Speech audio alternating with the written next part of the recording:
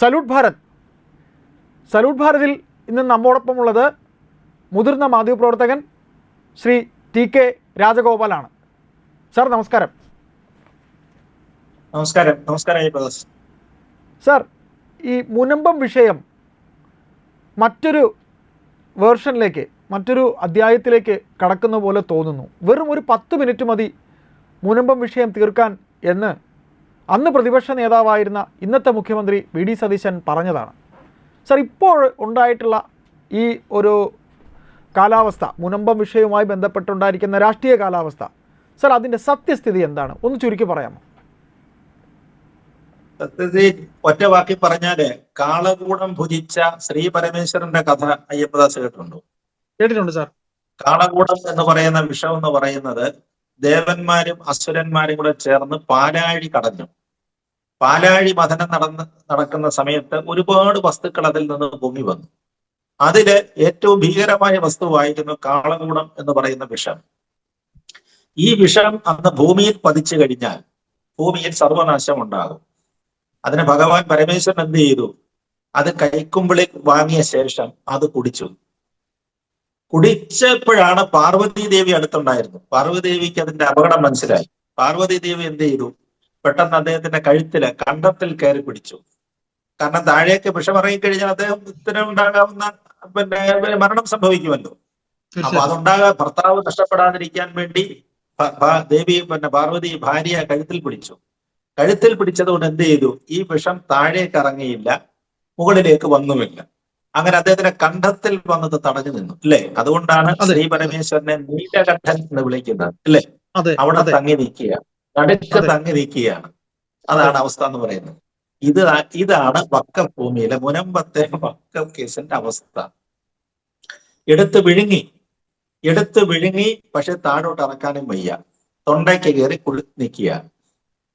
അപ്പൊ അതുകൊണ്ടാണ് കഴിഞ്ഞ ദിവസം മുഖ്യമന്ത്രി പറഞ്ഞില്ലേ, മുഖ്യമന്ത്രി പറഞ്ഞത് കറക്റ്റാണ്, VD സതീശൻ പറഞ്ഞത് കറക്റ്റാണ്. 8ന്റെ പണി ഞങ്ങൾക്ക് കിട്ടിയെന്ന് പറഞ്ഞു. 8ന്റെ പണി കിട്ടി. നമുക്കറിയാലോ 8ന്റെ പണി എന്ന് പറഞ്ഞാൽ എന്താണെന്ന് നമുക്കറിയാം. ഒരു കാരണവശാൽ ഇത് അഴിച്ചെടുക്കാനൊക്കത്തില്ല, അങ്ങനെ ചുറ്റി വളഞ്ഞു കിടക്കും. ഇതിൽ നിന്ന് എങ്ങനെ രക്ഷപ്പെടുമെന്നുള്ളതാണ് വലിയ പ്രശ്നമെന്ന് പറയുന്നത്. ആരാണ് ഇതിന് ഉത്തരവാദിയായത്? ആരാണ് സംഭവത്തിന് ഉത്തരവാദികൾ? നേരത്തെ തന്നെ അദ്ദേഹം പറഞ്ഞിരുന്നു, തെരഞ്ഞെടുപ്പിന് മുമ്പ് എന്താണ് അദ്ദേഹം പറഞ്ഞിരുന്നത്? ഞങ്ങൾ ഈ വിഷയം പെട്ടെന്ന് പരിഹരിക്കും. വിഷയം എന്ന് പറഞ്ഞു കഴിഞ്ഞാൽ അറിയാമല്ലോ, ഞാൻ അതിന്റെ പശ്ചാത്തലം പറയേണ്ട കാര്യമില്ല. ഏതാണ്ട് 404 ഏക്കർ ഭൂമിയാണ് മുനമ്പത്ത്, ആ കോസ്റ്റൽ ഏരിയ.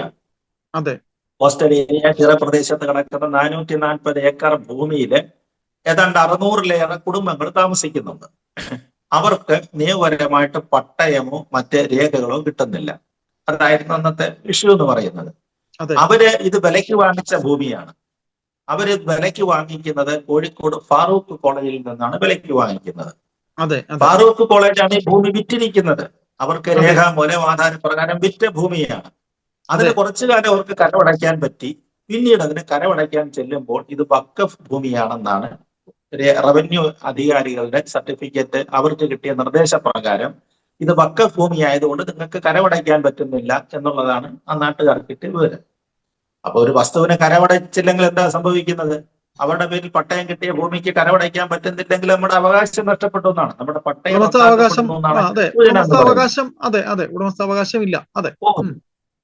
അതെ. അങ്ങനെ പോയി കഴിഞ്ഞാൽ എന്ത് സംഭവിക്കും? ആ വസ്തു ക്രയവിക്രയം ചെയ്യുന്നതിനോ മറ്റു കാര്യങ്ങൾക്കോ ഒന്നും അവർക്ക് പറ്റാതെ വരും. വെറുതെ അവിടെ ഇങ്ങനെ താമസിക്കാമെന്നുള്ളതേ ഉള്ളൂ. ഏതെങ്കിലും സമയത്ത് വന്ന് അധികാരികൾ നിങ്ങൾ അന്യായമായിട്ട് താമസിക്കുന്നതാണെന്ന് പറഞ്ഞ് ഇറക്കി വിടുകയും ചെയ്യാം. അതാണ് അവിടെ വലിയൊരു പ്രക്ഷോഭമായിട്ട് രൂപപ്പെട്ടത്. അങ്ങനെയാണ് ആ വലിയ പ്രക്ഷോഭം അവിടെ ആരംഭിക്കുന്നത്. അപ്പൊ ഇത് ഈ രേഖയിലേക്ക് മാറ്റിയ സമയം എന്ന് പറയുന്നത് 2019-ലാണ്. 2019 പിണറായി വിജയന്റെ നേതൃത്വത്തിലുള്ള ഗവൺമെന്റ് ആണ് ഉള്ളതെങ്കിലും, പിണറായി വിജയന്റെ നേതൃത്വ സർക്കാരാണ് ഉള്ളതെങ്കിലും അന്നത്തെ വഖഫ് ബോർഡിനാണ് ഇതിന്റെ അധികാരം. കേരള വഖഫ് ബോർഡിനാണ് ഇത് സംബന്ധിച്ചുള്ള അധികാരങ്ങൾ ഉണ്ടായിരുന്നത്. ആ വഖഫ് ബോർഡിന്റെ തലവനായിട്ട് അന്ന് ഉണ്ടായിരുന്നത് പാണക്കാട് തങ്ങളാണ്. പാണക്കാട് കുടുംബത്തിലെ തങ്ങളാണ് അതിന്റെ ചെയർമാനായിട്ട് ഉണ്ടായിരുന്നത്. പാണക്കാട് തങ്ങളായിരുന്നു.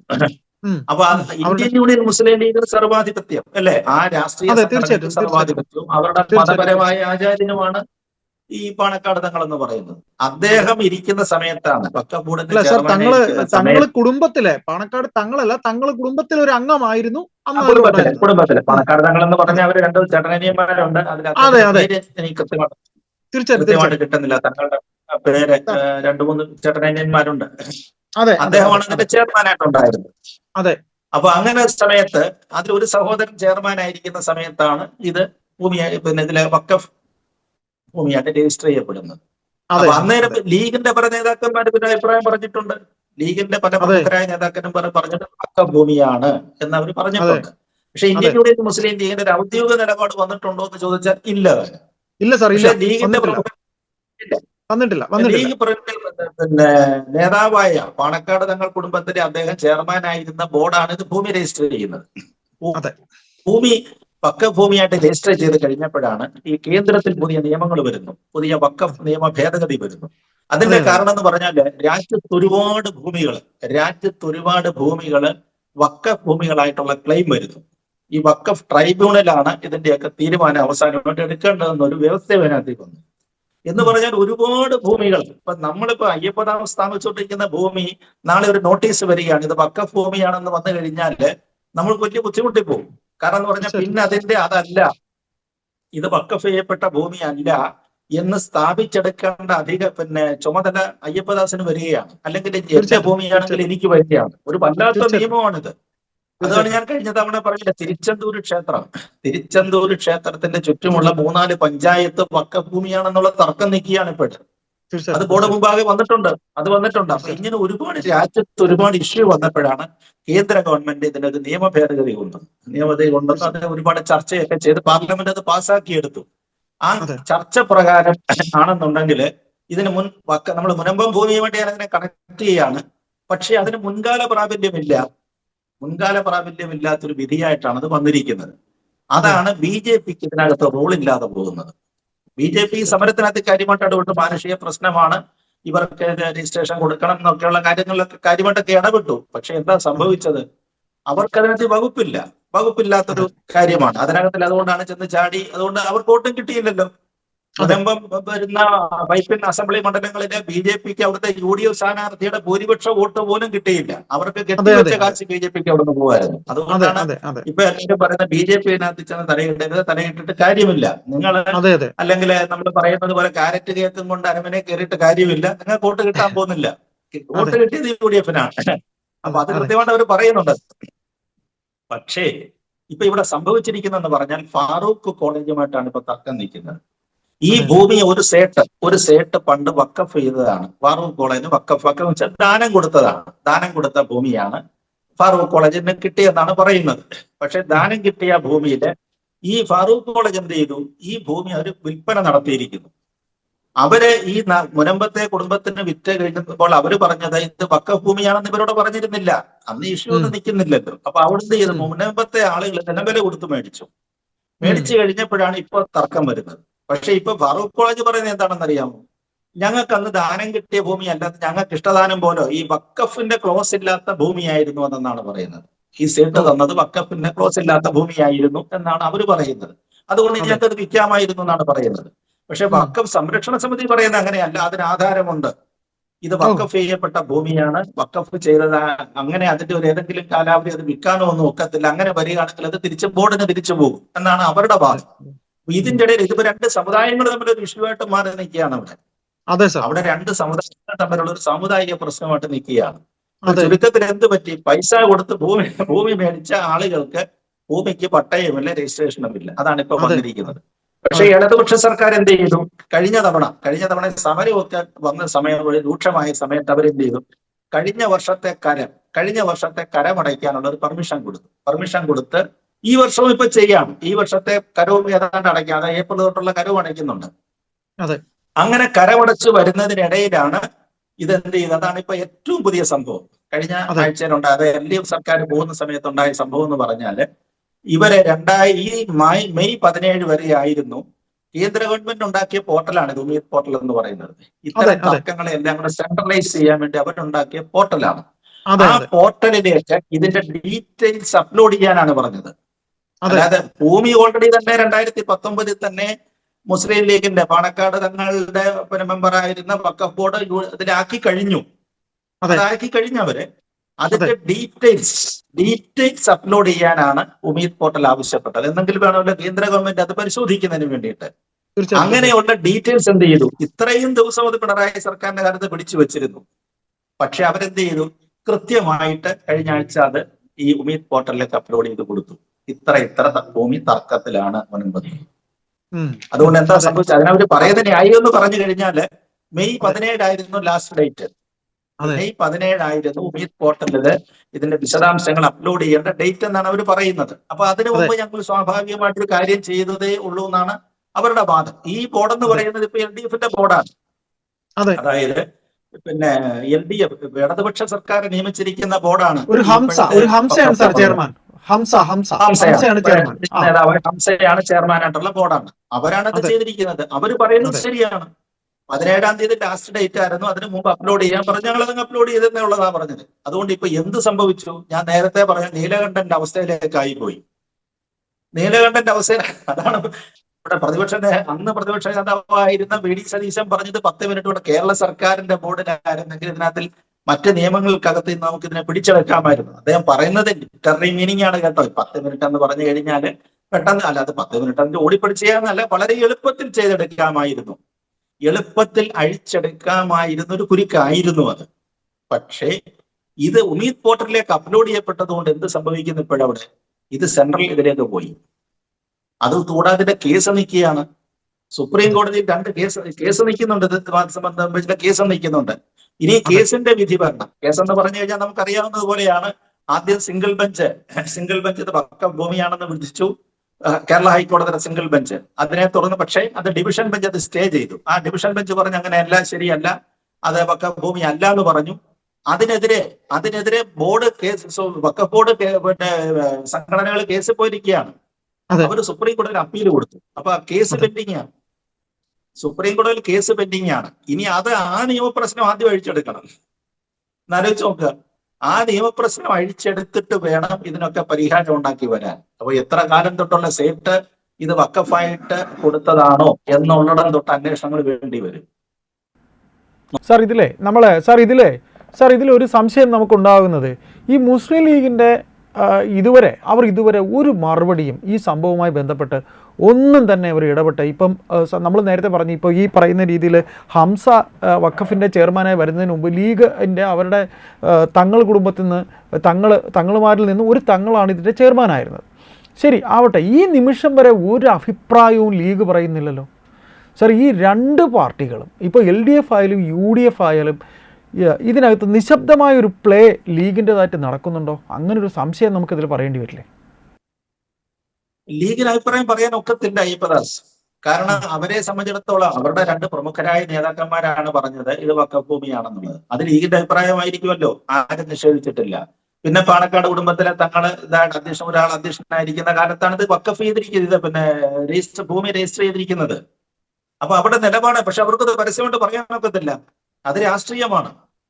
അത് അവിടത്തേക്ക് രാഷ്ട്രീയമാണ് കടന്നു വരുന്നത് അയ്യപ്പദാസ്. ആ രാഷ്ട്രീയം അതിൽ കടന്നു വരും. അതുകൊണ്ടാണ് ഇപ്പൊ PK കുഞ്ഞാലിക്കുട്ടി അടക്കമുള്ള ഒരു നേതാക്കന്മാരും പരസ്യമായിട്ട് പറയാത്തത്.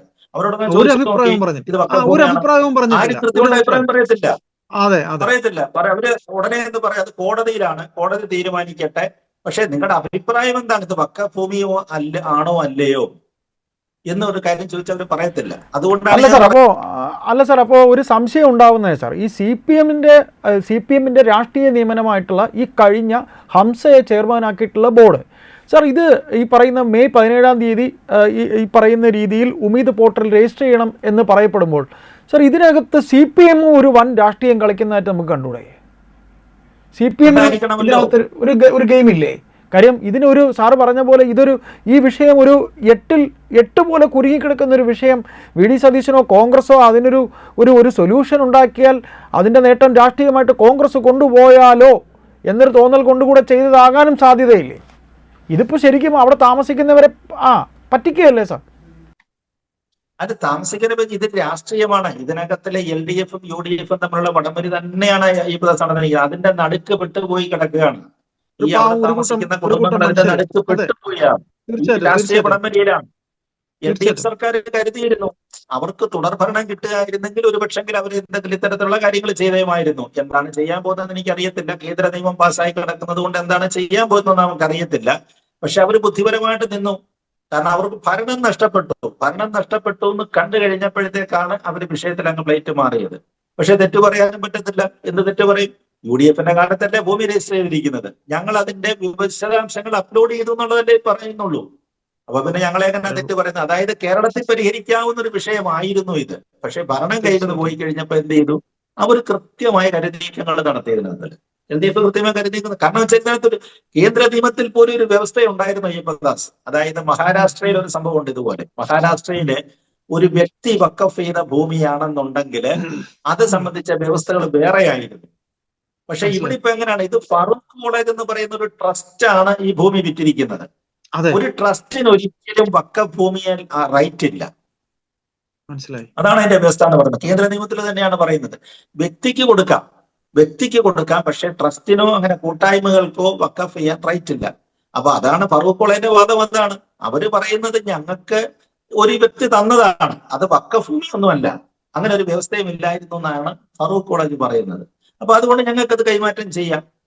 അങ്ങനെ മഹാരാഷ്ട്രയിലെ ക്ലോസ് ഉപയോഗിച്ച് വേണമെങ്കിൽ ഇതിനകത്ത് നമുക്കൊരു പഴുതന്വേഷിക്കാമായിരുന്നു. പക്ഷെ അതിനകത്തിലും സാധ്യത മങ്ങിപ്പോയി.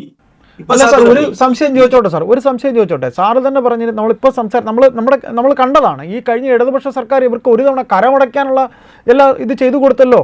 അപ്പോൾ തന്നെ ആ ഭൂമിയിൽ ഒരു അവകാശം അവർക്ക് വന്നതായില്ലേ സാർ? അതിൽ ആ ഒരു ക്ലോസിലെങ്കിലും എന്തെങ്കിലും ഈ ഭൂമിയുടെ അവകാശികൾക്ക് എന്തെങ്കിലും ചെയ്യാൻ കഴിയുമോ? അത് ഇപ്പോൾ ഈ സർക്കാരിന് അത് വെച്ചുകൊണ്ട് എന്തെങ്കിലും മേൽ നടപടികളിലേക്ക് പോകാൻ കഴിയുമോ?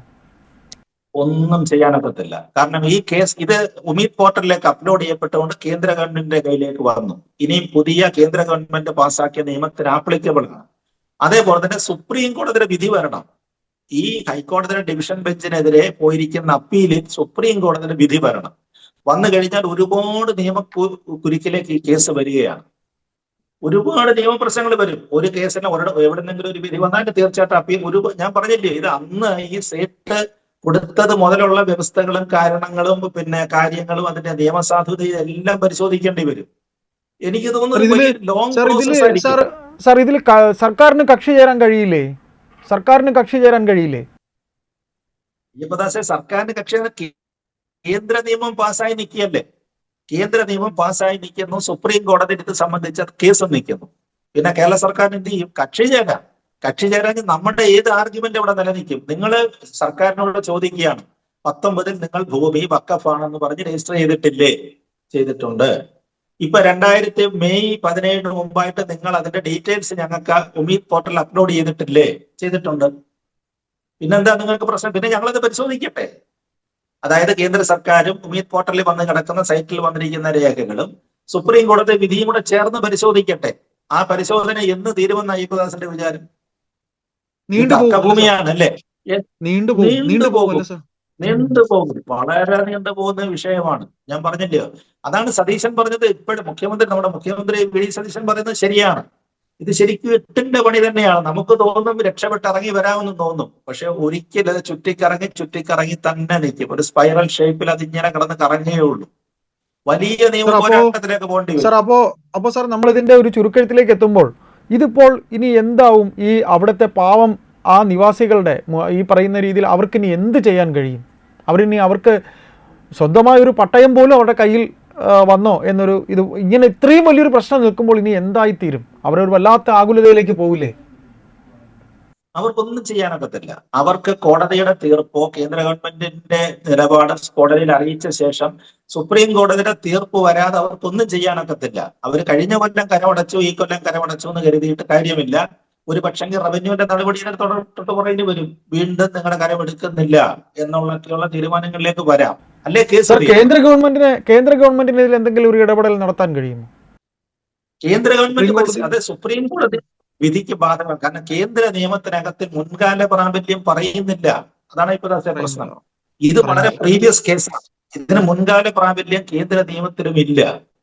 അതാണ് കേന്ദ്രമന്ത്രി കിരൺ റിജ്ജു വന്ന് മുനമ്പം സമരവേദി വന്ന് പറഞ്ഞ കാര്യമുണ്ടല്ലോ. അദ്ദേഹം പറഞ്ഞതിനകത്ത് കുഴപ്പമാണ്, പിന്നെ നിങ്ങൾ BJP സമരം ചെയ്തിട്ട് ഇദ്ദേഹം വന്ന് നെഗറ്റീവ് പറഞ്ഞത്. അദ്ദേഹം നെഗറ്റീവ് പറഞ്ഞതല്ല, അദ്ദേഹം അതിന്റെ സത്യമാണ് പറഞ്ഞത്. അദ്ദേഹം പാർലമെന്റിൽ കേന്ദ്രമന്ത്രിയാണ്, അദ്ദേഹത്തിന് അറിയാം അതിന്റെ വ്യവസ്ഥ എന്താണ്. മുനമ്പത്തിന് അങ്ങനെ ഒരു ക്ലെയിം നമുക്ക് ഈ നിയമമായിട്ട് ബന്ധപ്പെടുത്തി കൊടുക്കാൻ ഒക്കത്തില്ല. ഇതൊരു പ്രീവിയസ് പ്രീസിഡൻസിന്, അതായത് മുൻകാല പ്രാബല്യത്തോടല്ല നിയമം പാസ്സാക്കിയിരിക്കുന്നത്. അതാണ് അദ്ദേഹം പറഞ്ഞത്, സത്യമാണ് അദ്ദേഹം പറഞ്ഞത്, വളരെ സത്യമായ കാര്യമാണ് അത് പറഞ്ഞത്. അപ്പൊ അതുകൊണ്ട് അത്തരത്തിൽ ഇതിനെ നമുക്ക് ബന്ധിപ്പിക്കാൻ, കേന്ദ്ര നിയമമായിട്ട് ബന്ധിപ്പിച്ച് രക്ഷപ്പെടുത്തി എടുക്കാൻ പറ്റത്തില്ല. അവിടെയാണ് അതിന്റെ ബുദ്ധിമുട്ട് വരുന്നത്. അത് കോടതി വിധിക്കും ഇതിന്, പക്ഷേ സുപ്രീം കോടതി വിധി വന്നു കഴിഞ്ഞാൽ അത് തീർച്ചയായിട്ടും അപ്പീൽ വരും. ഏത് പാർട്ടിക്ക് അനുകൂലമായിട്ട് വന്നു കഴിഞ്ഞാൽ അത് അപ്പീൽ വരും, കേസ് വരും വീണ്ടും, അല്ലേ? എന്നത്തേക്ക് തീരും ഇതൊക്കെ? ഒന്നും പറയാനൊക്കത്തില്ല. ഇപ്പൊ ശബരിമല യുവതി പ്രവേശനം പോലെ എത്ര അംഗ ബെഞ്ച് കേട്ടു, ഇല്ലേ? ഇപ്പൊ ഭരണഘടന ബെഞ്ച് കേൾക്കുന്നത് അത് 5 അംഗ ബെഞ്ച് കേട്ടു. ഇപ്പൊ അവസാനം ഫുൾ ബെഞ്ച്, ഏതാണ്ട് 9 അംഗ ബെഞ്ചാണ് ഇപ്പൊ കേസ് കേൾക്കുന്നത് എന്ന് പറഞ്ഞാൽ ഒരു പക്ഷെങ്കിൽ ഇപ്പോഴെങ്കിലും തീർക്കുമായിരിക്കും. അതിനൊരു പീരീഡ്, ടൈം പീരീഡ് ഉണ്ടായിരുന്നു. ഇതങ്ങനെയല്ല, ഇത് വളരെ കോംപ്ലിക്കേറ്റഡ് ആയ ഒരു കേസാണ്. മറ്റേതിനകത്ത് ഗവൺമെന്റ് സത്യവാങ്മൂലം കൊടുത്താൽ മതി അത് യുവതികളെ കെട്ടണോ വേണ്ടായോ ഇല്ലയോ എന്നുള്ള കാര്യത്തില്. ഇവിടെ ഒരു നിമിഷം സാർ, അപ്പോ ഈ ഉമീദ് പോർട്ടലിൽ ഇങ്ങനെ ചേർക്കേണ്ടതാണ്, ഞാൻ ചേർത്തു എന്ന് മാത്രമേ ഉള്ളൂ എന്ന് ഈ ഹംസ പറയുന്നത് വളരെ നിസ്സാരമായിട്ടാണ്. നിസ്സാരമെന്നല്ല ഐവദാസനെ പറയേണ്ട, അദ്ദേഹം നിയമം അനുസരിച്ചു എന്നാണ്. അദ്ദേഹം നിയമമാണ് ചെയ്തിരിക്കുന്നത്. പറയുമ്പോൾ അദ്ദേഹം കൃത്യമായിട്ട് നിയമമാണ് ചെയ്തിരിക്കുന്നത്. പക്ഷെ അതിന്റെ പുറകിൽ രാഷ്ട്രീയമുണ്ടോ എന്ന് ചോദിച്ചാൽ രാഷ്ട്രീയമുണ്ട്. ഉണ്ട്. അതാണ് സാർ, ആ രാഷ്ട്രീയമാണ് സാർ ഞാൻ പറഞ്ഞത്. വളരെ നിസ്സാരമായിട്ട് ചെയ്യേണ്ടതായിരുന്നു, അത് ചെയ്യേണ്ടതുണ്ട്, അത് നിയമവശമാണ്, ചെയ്തു എന്നൊക്കെ പറയുമ്പോഴും ശരിക്കും രാഷ്ട്രീയം തന്നെയാണ് ഇതിനകത്ത് കളിച്ചിരിക്കുന്നത്. ഏതായാലും കുറേയധികം നാൾ ഈ കേസ് ഇങ്ങനെ അവിടുത്തെ ആ നിവാസികളെ ഇട്ട് വല്ലാതെ അലട്ടും എന്നുള്ള കാര്യം ഉറപ്പ് തന്നെയല്ല സാർ. ഒരു 10 മിനിറ്റ് കൊണ്ട് തീർക്കേണ്ട കാര്യമെന്ന് പറയുകയും അതിനെ രാഷ്ട്രീയമായിട്ട് മുതലെടുക്കാൻ ശ്രമിക്കുകയും ചെയ്തത് എന്ത് പറയുന്നു സാർ? ഇത് സാർ കൂടെ പറഞ്ഞുകൊണ്ട് നമുക്ക് സംസാരം അവസാനിപ്പിക്കാം. ഇപ്പൊ ഹംസ ഇപ്പൊ കളിച്ചത് ഇടതുപക്ഷ രാഷ്ട്രീയത്തിന്റെ ഭാഗമാണെന്ന് നമ്മൾ പറഞ്ഞു കഴിഞ്ഞാലും ഇപ്പുറത്ത് ഇന്ത്യൻ യൂണിയൻ മുസ്ലിം ലീഗിന് എന്ത് ചെയ്യാൻ പറ്റും? അവര് പറയത്തില്ല. ഹംസ കളിച്ചത് രാഷ്ട്രീയമാണെന്ന് അവർക്ക് പറയാൻ പറ്റത്തില്ല. അല്ലെങ്കിൽ പിന്നെ ഇവരോട് ചേർന്ന് നിൽക്കുന്ന UDF മുന്നണിക്ക് അത് പറയാൻ പറ്റത്തില്ല. അതാണ് അതിന്റെ ഒരു വൈരുദ്ധ്യം. അതിന്റെ വൈരുദ്ധ്യം മനസ്സിലായില്ലേ? ഹംസ ഇടതുപക്ഷക്കാരനാണ്, ഇടതുപക്ഷ സർക്കാരിനെ നിയമിച്ച ആളാണ്. അദ്ദേഹം ചെയ്തത് പിന്നെ UDF ഒരു പാര വെച്ച് കൊടുത്തതാണ്, 8ന്റെ പണി കൊടുത്തതാണെന്നുള്ളത് അവർക്ക് പറയാം. പക്ഷെ ഇപ്പുറത്തേക്ക് മുഖ്യമന്ത്രി VD സതീശൻ അത് പറയാം. പക്ഷെ ഇന്ത്യൻ യൂണിയൻ മുസ്ലിം ലീഗിന്റെ ഒരു നേതാവ് പറയുമെന്ന് നോക്കിയേ, അവർക്ക് പറയാനൊക്കത്തില്ല. അതാണ് അതിന്റെ, അവര് ശരിക്കും അദ്ദേഹം പറയുന്നത് എങ്ങോട്ടുമില്ല, എങ്ങോട്ടൊരു ത്രിശങ്കു സ്വർഗം എന്നൊക്കെ നമ്മൾ പറയത്തില്ല എന്ന് പറഞ്ഞ അവസ്ഥയിലാണ് ഇവർ ചെന്ന് പെട്ട് കിടക്കുന്നത്. ഏതായാലും നമുക്ക് കാത്തിരിക്കാം സാർ, കുറച്ചുകൂടെ കാത്തിരിക്കാം എന്തായിരിക്കും ഇതിലെ ഡെവലപ്മെന്റ്സ് എന്നുള്ളത്. ഏതായാലും നമുക്ക് ഒരു നേരത്തെ വിഷമമുണ്ട്, ഒരു പൊതുജനത്തിന് വിഷമമുണ്ട്. ഒരു കൂട്ടം നിവാസികൾ, അവരുടെ കിടപ്പാടം, അതിൽ നടക്കുന്ന രാഷ്ട്രീയ കളി, അതിങ്ങനെ ഇടയ്ക്കിടയ്ക്ക് പൊങ്ങി വരുമ്പോൾ ഒരു നേരിയ നൊമ്പരം നമുക്കെല്ലാവർക്കുമുണ്ട്. തുടർന്ന് ഈ വിഷയത്തിൽ നമുക്ക് ഇരിക്കാം. വിഷയത്തിൽ സംസാരിച്ചതിൽ നന്ദി. Thank you sir.